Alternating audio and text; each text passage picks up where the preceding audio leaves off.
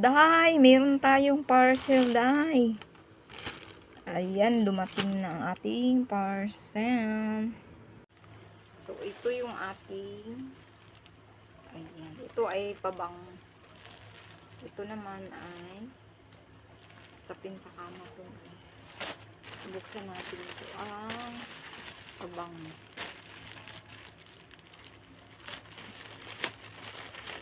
Ay, kailangan ng ano, gunting.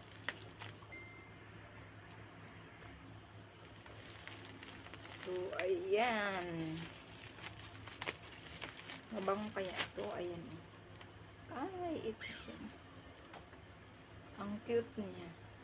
Adore. Adore ang name niya. Tignan natin. So, ito na.